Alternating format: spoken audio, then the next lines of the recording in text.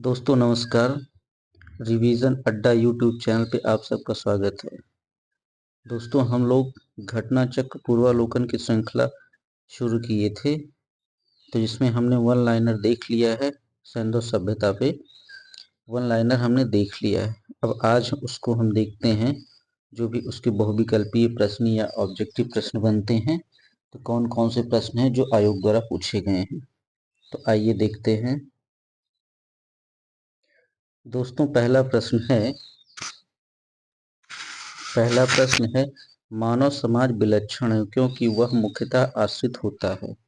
ठीक है, तो प्रश्न पहला है मानव समाज विलक्षण है क्योंकि मुख्यतः आश्रित होता है। तो किस पे?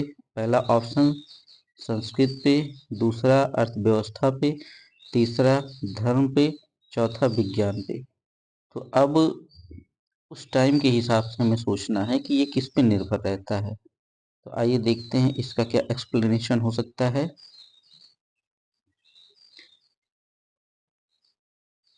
तो इसमें है मानव समाज विलक्षण या विशिष्ट होता है क्योंकि वह मुख्यतः अर्थव्यवस्था पर आश्रित होता है। कहाँ आश्रित होता है? अर्थव्यवस्था पर। अर्थव्यवस्था में जैसे जैसे परिवर्तन होता जाता है वैसे वैसे समाज परिवर्तित होता जाता है। ये आप अपने आसपास देख रहे होंगे, जिसकी भी अर्थव्यवस्था में परिवर्तन हो रहा होगा उसकी रहन सहन, वहाँ का समाज पूरा अपने आप धीरे धीरे परिवर्तित हो जाता है। अर्थव्यवस्था में जैसे जैसे परिवर्तन होता गया सामाजिक व्यवस्था उसी अनुरूप में बदलती गई।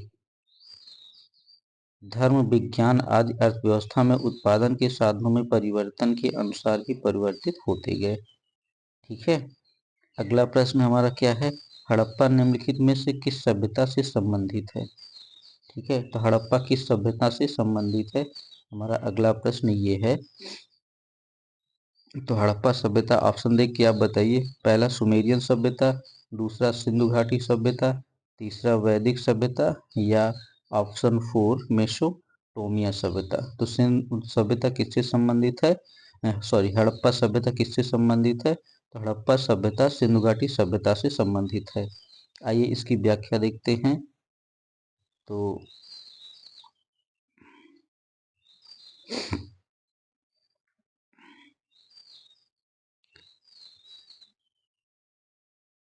हड़प्पा नामक पूरा स्थल सिंधु घाटी सभ्यता से संबंधित है।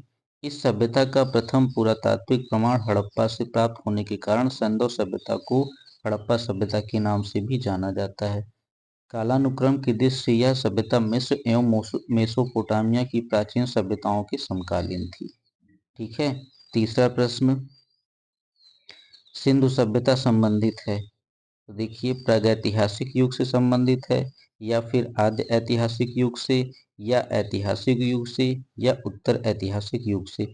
तो प्राग ऐतिहासिक जो जो सिंधु सभ्यता संबंधित है, किससे संबंधित है? आद्य ऐतिहासिक युग से। सिंधु सभ्यता का आद्य ऐतिहासिक काल की सभ्यता है क्योंकि यहाँ पर लेखन कला का ज्ञान तो है किंतु अभी तक इसे पढ़ा नहीं जा सका है, अतः इतिहास निर्माण में इसका प्रयोग नहीं किया जा सकता है। ठीक है, क्यों नहीं किया जा सकता है? आप व्याख्या में देख रहे हैं कि यहाँ की जो भी चीजें हमें मिली हैं उनको हम पढ़ नहीं सकते, इसलिए इसका इतिहास निर्माण में इसका प्रयोग नहीं किया जा सकता है। ठीक है, अगला प्रश्न देखते हैं।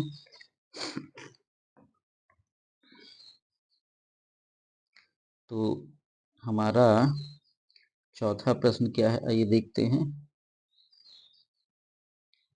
चौथा प्रश्न है सिंधु घाटी की सभ्यता गैर आर्य थी क्योंकि। ठीक है, तो सिंधु सभ्यता गैर आर्य थी क्योंकि चार ऑप्शन है। पहला ऑप्शन वह नगरीय सभ्यता थी, दूसरा उसकी अपनी लिपि थी, तीसरा उसकी खेतिहर भूमि थी, चौथा उसका विस्तार नर्मदा घाटी तक था। तो कौन सा सही हो जाएगा? वह नगरीय सभ्यता थी। ठीक है, इसकी व्याख्या देखते हैं। सिंधु घाटी की सभ्यता गैर आर्य मुख्य रूप से इसलिए थी, ठीक है, कैसी थी? गैर आर्य थी क्योंकि वह नगरीय सभ्यता थी जबकि आर्य सभ्यता ग्रामीण थी, आर्य वैदिक काल में मिले थे। ठीक है, पांचवा प्रश्न हमारा क्या है? सिंधु घाटी सभ्यता को आर्यों से पूर्व रखे जाने का महत्वपूर्ण कारण। ठीक है, तो आर्यों से पूर्व रखे जाने का महत्वपूर्ण कारण क्या हो सकता है? पहला ऑप्शन लिपि, दूसरा नगर नियोजन, अब इसके आगे का देखते हैं। तीसरा तांबा, चौथा मृदभांड। ठीक है, तो इसकी व्याख्या से पता चलता है कि सिंधु घाटी सभ्यता लिपि ज्ञान और नगर नियोजन आदि के संदर्भ में प्रारंभिक आर्यों से अधिक विकसित थी। ठीक है, जो सिंधु सभ्यता के लोग थे उन्हें लिपि ज्ञान और नगर नियोजन आदि का अच्छे से ज्ञान था। पुरातात्विक साक्ष्यों में अलग अलग काल में पाए गए मृदभांड ही सिंधु घाटी सभ्यता को आर्यों से पूर्व का सिद्ध करते हैं। काले रंग की आकृतियों से चित्रित लाल, ठीक, काले रंग की आकृतियों से चित्रित लाल मृदभांड जहाँ हड़प्पा सभ्यता से संबंधित हैं, वहीं धूसर एवं चित्रित धूसर मृदभांड, ठीक, वहीं धूसर एवं चित्रित दूसर मृदभांड जो बाद के हैं आर्यों से संबंधित माने जाते हैं। तो आर्यों से कौन से संबंधित माने जा रहे हैं? जो धूसर एवं चित्रित धूसर मृदभांड है, ठीक है, और ये बाद के हैं वो आर्यों से माने गए हैं। ठीक, सिंधु सभ्यता के बाद के हैं वो आर्यों से संबंधित माने गए हैं। जबकि काले रंग की आकृतियों से चित्रित लाल मृदभांड जहाँ कहाँ से माने गए हैं? हड़प्पा सभ्यता से माने गए हैं। तो ये पॉइंट आप ध्यान रखिए। अगला प्रश्न है, सिंधु घाटी सभ्यता वैदिक सभ्यता से भिन्न थी क्योंकि? ठीक है, सिंधु घाटी सभ्यता वैदिक सभ्यता से भिन्न थी क्यों?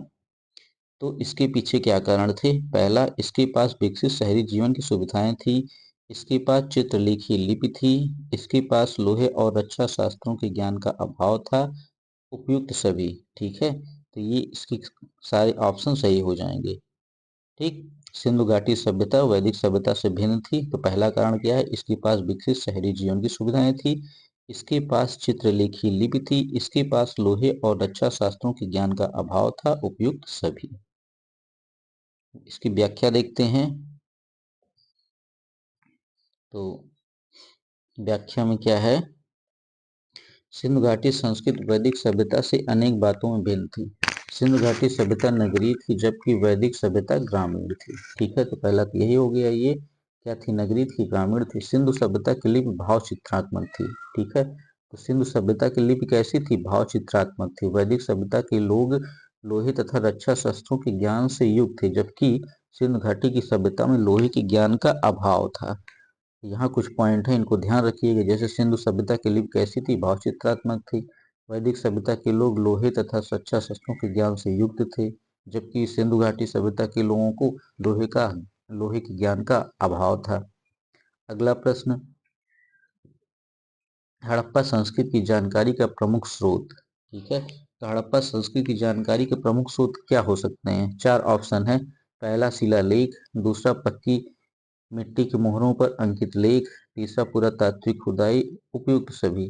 ठीक है, तो देखिए हमें जो भी जानकारी मिली है वो पुरातात्विक खुदाई से ही मिली है, तो इसका ऑप्शन कौन सा सही हो जाएगा? सी। आइए इसकी व्याख्या देखते हैं। तो व्याख्या में हड़प्पा सभ्यता की लिपि का वाचन अभी नहीं हो सका है। ठीक है, जो भी चीजें दिखी हैं उनका अभी तक पढ़ा नहीं जा सकता है। अतः सभ्यता से संबंध अनेक पुरा स्थलों से प्राप्त पुरावशेष ही हड़प्पा संस्कृति के विशिष्ट तत्व पर प्रकाश डालते। आठवां प्रश्न, तो आठवां प्रश्न जो है ये कह रहा है, निम्नलिखित में कौन सा सिंधु घाटी सभ्यता पर प्रकाश डालता है? ठीक है, तो कौन है जो सिंधु घाटी सभ्यता पर प्रकाश डाल रहा है भाई? तो प्रकाश कौन डाल रहा है? शिलालेख? नहीं। पुरातात्विक संबंधी खुदाई? हाँ। बर्तनों के मुहरों पर लिखावट? धार्मिक ग्रंथ? तो सिंधु घाटी सभ्यता पर प्रकाश कौन डाल रहा है? जो पुरातात्विक खुदाई है। ठीक। नवा प्रश्न, सिंधु घाटी के निवासों की सभ्यता को जानने का मूल स्रोत क्या है? तो यहाँ पे भी चार ऑप्शन दिए गए हैं आपके सिंधु घाटी सभ्यता को जानने के मूल स्रोत। ठीक, पहला मोहरें, दूसरा बर्तन जेवर हथियार तथा औजार, चौथा देखते हैं मंदिर लिपि। तो इसमें क्या ऑप्शन सही हो जाएगा आपका? ठीक है, सिंधु सभ्यता से संबंध विभिन्न पुरास्थलों की खुदाई के फलस्वरूप वहां से प्राप्त 3000 से अधिक मोहरें। कितनी मोहरें? 3000 से अधिक इस सभ्यता के विषय में जानकारी की सर्वाधिक महत्वपूर्ण साधन है। मोहरों पर अंकित चित्रों के माध्यम से सिंधु सभ्यता के विभिन्न कार्यकलापों एवं विश्वास पर प्रकाश डाला जाता है। ठीक है, अब दसवां प्रश्न क्या है? मैचिंग वाला है, जोड़े सही नहीं है। ठीक, हमें चेक करना है कौन सा जोड़ा सही नहीं। एम रफीक मुगल, अब ये क्या किससे संबंधित है? तो सीधे हम व्याख्या देख लेते हैं, ज्यादा सही रहेगा। तो देखिए, हड़प्पा सभ्यता की उत्पत्ति के संदर्भ में अनेक विद्वानों ने अलग अलग मत प्रस्तुत किए हैं। E.J.H. मैके का मानना है कि हड़प्पा सभ्यता की उत्पत्ति सुमेर से लोगों के प्रवसन के कारण हुई है। किसका मानना है? E.J.H. मैके का। ठीक, इन्हीं के समरूप प्रवसन के सिद्धांत के इतिहासविद डी एच गार्डनर तथा मर्टिमलर व्हीलर, इनका क्या मानना है? हड़प्पा सभ्यता की उत्पत्ति पश्चिम एशिया से सभ्यता के विचार के प्रवसन के कारण हुआ। इस संदर्भ में अमलानंद घोष, ठीक, इस संदर्भ में अमलानंद घोष का विचार है कि हड़प्पा सभ्यता का उद्भव पूर्व हड़प्पा सभ्यता की परिपक्वता के परिणाम स्वरूप हुआ। Stuart Piggott, Fairservis, George F Dales, Rafique Mughal आदि विद्वान स्थानीय उत्पत्ति के सिद्धांत को मान्यता देते हैं। एम रफीक मुगल का मानना है कि हड़प्पा सभ्यता का विकास रावी नदी क्षेत्र में हड़प्पा में हुआ। इन्होंने इस पुरानी मान्यता का खंडन किया है कि हड़प्पा सभ्यता ने पश्चिमी मेसोपोटामिया से प्रेरणा ली है। ठीक है, तो हमारा कौन सा ऑप्शन मैच नहीं है? हमारा ऑप्शन ए मैच नहीं है, बाकी सारे ऑप्शन हमारे मैच हैं। ठीक, तो देखिए, E.J.H. मैके, इन्होंने सुमेर से लोगों का पलायन बताया। मर्टिमिलर फिलर, पश्चिम एशिया से सभ्यता के विचार का प्रवसन। अमलानंद घोष, हड़प्पा सभ्यता का उद्भव पूर्व हड़प्पा सभ्यता की परिपक्वता के परिणाम स्वरूप हुआ। ठीक है, तो इसको आप ध्यान रखिए। आगे देखते हैं।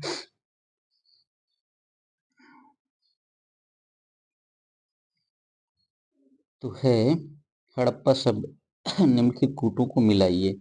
हड़प्पा सभ्यता का संबंध किससे है? तो ये दयाराम साहनी है। ठीक है, हस्तिनापुर, हस्तिनापुर बीबी लाल, तक्षशिला, तक्षशिला का संबंध किससे है भाई? जॉन मार्शल से कि एनजी मजूमदार से? आइए व्याख्या देखते हैं, तो उससे क्लियर हो जाएगा कि इसका कहाँ से संबंध है। तो देखिए, Harappa Dayaram Sahni, Hastinapur B B Lal, Taxila John Marshall, Kaushambi N G Majumdar. ठीक है, तो इसको ध्यान रखिएगा। अगला प्रश्न है, भारत में चांदी की उपलब्धता के प्राचीनतम साक्ष्य मिलते हैं। तो चांदी की उपलब्धता के प्राचीनतम साक्ष्य कहाँ से मिले हैं? हमें हड़प्पा से मिले हैं। ठीक है, हड़प्पा वासियों को चांदी की जानकारी थी। मोहनजोदड़ो और हड़प्पा के निवासियों के मध्य इसके विधिवत प्रयोग के साक्ष्य मिलते हैं। ये लोग राजस्थान की जावर और अजमेर की खानों से चांदी प्राप्त करते हैं। ठीक है, राजस्थान की जावर और अजमेर खानों से क्या प्राप्त करते हैं? चांदी प्राप्त करते हैं। हड़प्पा में मिट्टी के बर्तन पर सामान्यतः किस रंग का उपयोग हुआ था? 13। ठीक, लाल रंग का, नीले, पांडु या नीला। ठीक है, तो हड़प्पा में मिट्टी के बर्तनों में सामान्यतः किस रंग का प्रयोग हुआ था? लाल रंग का प्रयोग हुआ था। आइए व्याख्या देखते हैं। प्रारंभिक हड़प्पा सभ्यता में पैर से चालित चाक का प्रयोग किया जाता था। सभ्यता की परिपक्व अवस्था में हाथ से चलित चाकों का प्रयोग किया जाने लगा। डिजाइन के आधार पर इन बर्तनों की दो श्रेणियां थीं, एक तो बिना डिजाइन वाले बर्तन की तथा दूसरे चित्रित मृदभांड की। मृदभांडों को बनाने वाली मिट्टी में रेत का मिश्रण किया जाता था, जिनको पकाने पर यह हल्के भूरे लाल रंग का रूप ग्रहण कर लेती थी। इन मृदभांडों के ऊपरी हिस्से में लाल रंग की पुताई कर दी जाती थी तथा निचले हिस्से में काले रंग की विभिन्न प्रकार की चित्रकारी की जाती थी। तो जैसे कोई बर्तन मिला है, ठीक है, तो ये क्या रहेगा? ऊपर का लाल रहेगा, बाकी नीचे पे क्या रहेगा? चित्रकारी की गई रहेगी। चौथा 14वां प्रश्न हमारा, मूर्ति पूजा का आरंभ कब से माना जाता है? तो ऑप्शन है पूर्व आर्य काल से, उत्तर वैदिक काल से, मौर्य काल से या कुषाण काल से। तो पूर्व आर्य काल से। ठीक है, ऑप्शन कौन सा सही हो जाएगा? पूर्व आर्य काल से मूर्ति पूजा का प्रारंभ माना जाता है। ठीक है, मूर्ति पूजा का प्रारंभ पूर्व आर्य काल से माना जाता है। सिंधु सभ्यता में मूर्ति पूजा प्रचलित थी। इसके उदाहरण अनेक सिंधु पुरास्थलों से प्राप्त मातृ देवी की मूर्तियां तथा मोहरों पर प्राप्त चित्र हैं। ठीक है, तो सिंधु सभ्यता में मूर्ति पूजा प्रचलित थी, ये बात क्लियर है। कैसे? यहाँ पे अनेक सिंधु पुरा स्थलों से प्राप्त मातृ देवी के मूर्तियां तथा मोहरों पर ऐसे चित्र पाए गए हैं। प्रश्न 15वां, निम्नलिखित पशुओं में से किस एक का हड़प्पा संस्कृति में पाई मोहरों और टेराकोटा कलाकृतियों में निरूपण नहीं हुआ था। ठीक है, तो किसका निरूपण नहीं हुआ था? ऑप्शन हमारा गाय, हाथी, गैंडा, बाघ। तो गाय का निरूपण नहीं हुआ था। ठीक है, गाय का निरूपण नहीं था। हड़प्पा संस्कृति के मोहरों एवं टेराकोटा कलाकृतियों में गाय का चित्रण नहीं मिलता, जबकि हाथी, गैंडा, बाघ, हिरण, भेड़ आदि के अंकन मिलते हैं। ठीक है, इसको ध्यान रखिए, किसके अंकन मिलते हैं? गाय, हाथी, गैंडा, बाघ, हिरण, भेड़ा आदि के अंकन मिलते हैं। गाय को महत्व वैदिक काल में प्राप्त हुआ। ठीक है, तो गाय का महत्व कब प्राप्त हुआ? वैदिक काल में। अगला प्रश्न, निम्नलिखित में से कौन सा एक हड़प्पा स्थल नहीं है? ठीक है, तो हड़प्पा स्थल इनमें से कौन नहीं? चन्होदड़ो, कोटदीजी, देसलपुर या सौगौरा। ठीक है, तो इस प्रश्न से आप ये देख रहे होंगे कौन सा स्थल किससे संबंधित है, ऐसे भी प्रश्न बन सकते हैं। तो इसकी व्याख्या से हम देखते हैं, सौगौरा उत्तर प्रदेश के गोरखपुर में। ठीक है, सौगौरा उत्तर प्रदेश के गोरखपुर में राप्ती नदी के किनारे स्थित एक गांव है। यहाँ से मौर्यकालीन ताम्रपत्र के अभिलेख मिले हैं। ठीक है, तो प्रश्न बन सकता है कि मौर्यकालीन ताम्रपत्र अभिलेख कहाँ से मिले हैं, तो हमारा उत्तर हो जाएगा उत्तर प्रदेश के सोहगौरा से, जिसमें यहाँ अन्नागार होने का विवरण मिलता है। अच्छा, सोहगौरा से क्या हमें प्राप्त हुआ? अन्नागार होने का विवरण। चन्होदड़ो, कोटदीजी और देसलपुर तीनों हड़प्पा सभ्यता से जुड़े नगर थे। ठीक है, चन्होदड़ो और कोटदीजी वर्तमान पाकिस्तान के सिंध प्रांत में। अब ये भी प्रश्न बन सकता है कि चन्होदड़ो और कोटदीजी की वर्तमान स्थिति कहाँ पे है, तो ये कहाँ पे है? पाकिस्तान के सिंध प्रांत में। तथा देसलपुर गुजरात राज्य के कच्छ में स्थित है। देसलपुर गुजरात राज्य के कच्छ में स्थित है। अगला प्रश्न देखते हैं। तो अगला प्रश्न एक सूची का है, मिलान करना है। ठीक, कालीबंगा, जुता हुआ खेत, लोथल, गोदीवाड़ा, यही सही होगा। चलिए व्याख्या देख लेते हैं, जो भी होगा सही क्लियर हो जाएगा। ठीक है, तो प्रश्नगत हड़प्पा सभ्यता के स्थलों से खंबात की खाड़ी के निकट स्थित लोथल से गोदीवाड़ा के साक्ष्य मिले हैं। राजस्थान के हनुमानगढ़ जिले से घग्गर नदी के किनारे स्थित कालीबंगा से जुटे हुए खेत मिले हैं। ठीक है, तो पीछे के दो दो ऑप्शन है वो एक दूसरे से मैच कर रहे हैं, तो क्या हो जाएगा? ठीक है, A2 B1। ठीक, पहले का A2, दूसरे का B का 1। ठीक, उसके बाद धौलावीरा। ठीक, तो धौलावीरा और बनवाली। गुजरात के धौलावीरा से हड़प्पा लिपि के बड़े आकार के 10 चिन्हों वाला एक शिलालेख मिला। इसको याद रखिए कि गुजरात के धौलावीरा से हड़प्पा लिपि के बड़े आकार के 10 चिन्हों वाला एक शिलालेख मिला है। हरियाणा के फतेहाबाद जिले में स्थित बनावाली से पक्की मिट्टी के बर्तन। ठीक है, बनावाली से हमें क्या प्राप्त हुआ है? पक्की मिट्टी के बर्तन मिले हैं। बनवाली से हमें पक्की मिट्टी के बर्तन मिले हैं और धौलावीरा से हड़प्पन लिपि के बड़े आकार के 10 चिन्हों वाला एक शिलालेख मिला है। एक जुता हुआ खेत, देखिए फिर आ गया एक जुता हुआ खेत की साक्ष्य हमें कहाँ मिला है? कालीबंगा से। निम्न में से किस हड़प्पा नगर जुते हुए खेतों के निशान मिले हैं? देखो जुता हुआ खेत फिर आ गया, तो अभी अभी आपने पढ़ा है कालीबंगा, कहाँ पे है? राजस्थान में। कालीबंगा राजस्थान में है भैया, याद रख लियो। सूची एक को सूची दो से सुमेलित कीजिए तथा नीचे दिए गए कूट से सही उत्तर चयन करिए। देखिए फिर आ गया कालीबंगा, जो जानते हो उसको मिलाते चलो। कालीबंगा, जुता हुआ खेत, मोहनजोदड़ो, नर्तकी, लोथल, यहाँ से गोदी मिली है। उसके बाद हड़प्पा, हड़प्पा से नर्तकी की मूर्ति, मोहनजोदड़ो से। ठीक है, बताइए बताइए। चलिए इसके ऑप्शन देख लेते हैं कौन कौन से सही हो सकते हैं। ठीक है, देखिए मिल गया पूरा। हड़प्पा से समाधान R37, लोथल से गोदीवाड़ा, कालीबंगा से जुटा हुआ खेत, मोहनजोदड़ो से नर्तकी की मूर्ति। तो जो दिमकुआ में था वो ही है। फिर आ गया मैचिंग वाला, देखिए क्या है मैचिंग वाला भाई। मैचिंग वाले में क्या करना है कि जो आता है उसको मिला दो, बाकी ऑप्शन देखो अपने आप मिल जाता है। जैसे हड़प्पा, हड़प्पा कहाँ पे स्थित है? रावी नदी पे। ठीक है, उसके बाद हस्तिनापुर, हस्तिनापुर कहाँ पे स्थित है? गंगा। नागार्जुन कोंडा कृष्णा नदी, नागार्जुन कोंडा कृष्णा नदी। पैठान बचा है तो गोदावरी हो जाएगा। तो A2B3C4 ऑप्शन बी मिल रहा है, A2B3C4। ठीक है, देखिए हड़प्पा रावी, हस्तिनापुर गंगा, नागार्जुन कोंडा कृष्णा तथा पैठन गोदावरी नदी से संबंधित स्थल हैं।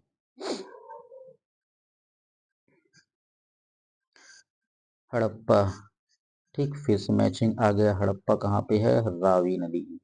कालीबंगा घग्गर, हड़प्पा रावी कालीबंगा घग्गर लोथल रोपड़ सतलज, रोपड़ सतलज लोथल भगुआ नदी। ठीक, कौन सा मैच हो रहा है देखिए। A3, A3 मिल रहा है, ठीक है। A3 Kalibangan Ghaggar, B2 A3 B2 C1 D4 option A. देखिए हड़प्पा रावी कालीबंगा घग्गर लोथल बगुआ रोपड़ सतलज नदी। ठीक, इसके बाद 23वां प्रश्न, हड़प्पा किस नदी के किनारे स्थित है? तो अभी आपने पढ़ा है कि हड़प्पा रावी नदी के किनारे पर स्थित है। देख रहे हैं सारे क्वेश्चन रिपीट हो रहे हैं, सब ऐसे ही पूछे जाते हैं। बस हम लोग करते क्या है कि थोड़ी तैयारी किए उसके बाद फिर पीछे हट लेते हैं, आलस आ जाते हैं, इसी वजह से हो नहीं पाता। तो इसलिए कहा गया है जान लगा दो या तो फिर जाने दो। सैंधव सभ्यता का महान स्नानागार कहाँ से प्राप्त हुआ है? तो महान स्नानागार, ठीक, मोहनजोदड़ो से प्राप्त हुआ है या हड़प्पा से या लोथल से या कालीबंगा से? तो सैंधव सभ्यता का महान स्नानागार जो प्राप्त हुआ है, कहाँ से प्राप्त हुआ है? ये मोहनजोदड़ो से प्राप्त हुआ है। इसकी लंबाई उत्तर से दक्षिण की ओर 55 मीटर। ठीक है, तो जैसे ये है, ठीक, ये इसकी लंबाई हो गई, देखो, सॉरी सॉरी सॉरी उल्टा बन गया भाई। ये ऐसे उत्तर से दक्षिण कह रहा है ना, तो ऐसे बनेगा। ये आपका दक्षिण, ये उत्तर, तो ये हो गया 55 मीटर और ये कितना हो गया चौड़ाई? 33 मीटर। तो ऐसे इसको ध्यान रखिए, याद रहेगा। विशाल स्नानागार किस पुरा स्थल से प्राप्त किया गया? तो स्नानागार की ही तो बात कर रहे हैं, तो ये मोहनजोदड़ो से प्राप्त हुआ है। ठीक,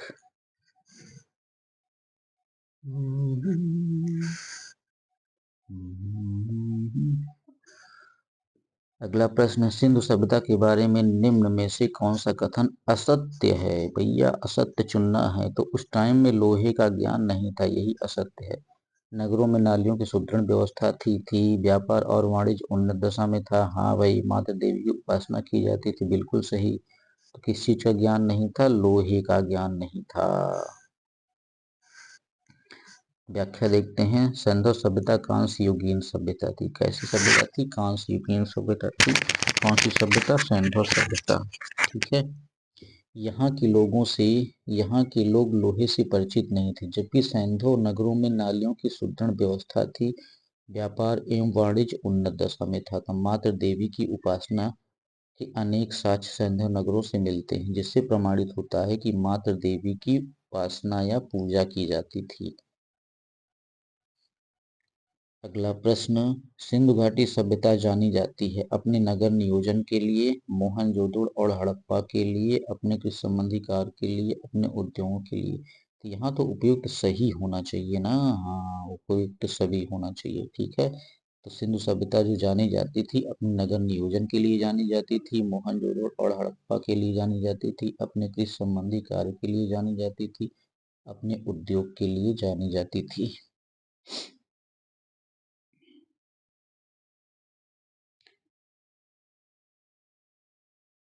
सिंधु घाटी की सभ्यता विशेषतः नगर नियोजन के माना जाता था। साथ ही हड़प्पा और मोहनजोदड़ो सिंधु घाटी सभ्यता के दो प्रमुख नगर थे। हड़प्पा नामक पूरा स्थल सर्वप्रथम ज्ञात होने के कारण इसको हड़प्पा सभ्यता के नाम से भी जाना जाता है। कालीबंगा से कृषि संबंधी साक्ष्य तथा अनेक सिंधु स्थलों से ईंटों के भट्ठे, मनका निर्माण के कारखाने आदि उद्योग संबंधी साक्ष्य प्राप्त हुए हैं। इस प्रकार सभी चारों कथन सही हैं। आगे देखते हैं। ठीक है, तो आगे क्या है? आलमगीरपुर, ये उत्तर प्रदेश से है। ठीक है, लोथल गुजरात, कालीबंगा ये तो कहाँ पे है भैया? राजस्थान है ना, रोपड़ पंजाब, तो यही मैचिंग नहीं है। कालीबंगा राजस्थान के हनुमानगढ़ जिले में स्थित है। इसकी खोज वर्ष 1951 में अमलानंद घोष ने की थी। ठीक है, तो ये सब याद होना चाहिए। कालीबंगा कहाँ पे है? राजस्थान के हनुमानगढ़ जिले में है। इसकी खोज कब हुई थी? 1951 में। किसके द्वारा हुई थी? अमलानंद घोष के द्वारा। ठीक है, तो कालीबंगा के बारे में इतनी चीज पता होनी चाहिए। इसकी खोज 1951 में अमलानंद घोष द्वारा की गई थी। फिर 29वां प्रश्न, निम्न में से सिंधु सभ्यता से संबंधित कौन से केंद्र उत्तर प्रदेश में स्थित हैं? नीचे दिए गए कूटों से सही उत्तर का चयन करिए। ठीक है, कालीबंगा ये कहाँ पे है बताइए? कूट कहाँ है भाई? अच्छा, इनसे मिलाना है, कौन सा पहले है कौन सा बाद में। देखिए, अब अगर आपको ईयर पता है तभी आप लगा सकते हैं। ठीक है, प्रश्न क्या है? सिंधु सभ्यता से संबंधित कौन से केंद्र उत्तर प्रदेश में स्थित है? तो उत्तर प्रदेश में कौन से स्थित है ये हमें ढूंढना है। तो उत्तर प्रदेश में कालीबंगा स्थित है? नहीं। लोथल? ये भी नहीं। लेकिन आलमगीरपुर ये आपने पढ़ा है उत्तर प्रदेश। ठीक है, और उसके बाद आलमगीरपुर उत्तर प्रदेश। मेरठ हुलास भी कहाँ पे है? उत्तर प्रदेश में। तो ऑप्शन थर्ड एंड फोर्थ। ठीक, आइए देखते हैं व्याख्या। कालीबंगा राजस्थान में तथा लोथल गुजरात में स्थित है। आलमगीरपुर उत्तर प्रदेश के मेरठ जिले में तथा हुलास सहारनपुर जिले में स्थित है। अतः स्पष्ट है कि इनका अभीष्ट उत्तर विकल्प डी ही है। कोई बात नहीं, थर्ड पढ़ते हैं और आज एंड करते हैं। अगला फिर नेक्स्ट टाइम पे देखते हैं। तीसवा प्रश्न क्या है? हड़प्पा संस्कृति के स्थल एवं उनकी स्थिति संबंधी निम्नलिखित युग्मों में से कौन एक सही सुमेलित नहीं है? आलमगीरपुर उत्तर प्रदेश, बनवाली हरियाणा, दायमाबाद महाराष्ट्र, राखीगढ़ी राजस्थान। ठीक है, तो ये सब मिलाया हुआ है। आलमगीरपुर उत्तर प्रदेश में है, ठीक है। बनवाली ठीक हरियाणा में है, ठीक है। दायमाबाद महाराष्ट्र में, ठीक है। राखीगढ़ी ये कहाँ पे है बताइए? राखीगढ़ी हरियाणा में है, ठीक है। राखीगढ़ी हरियाणा हरियाणा के हिसार जिले में घग्गर नदी के तट पर स्थित है। इस स्थल की खोज वर्ष 1969 में सूरज खान ने की थी। कौन किया था? सूरज खान ने। ठीक है, तो आज के लिए इतना ही करते हैं। ठीक है, रिवीजन अड्डा को आप लाइक करिए, ठीक है, सब्सक्राइब करिए और शेयर करिए। बहुत बहुत धन्यवाद। और वीडियो अगर अच्छा ना लगे हो तो कमेंट जरूर करिए। अगर कमेंट नहीं करेंगे तो हम मानेंगे कि वीडियो आपको बहुत अच्छा लग रहा है। बहुत बहुत धन्यवाद।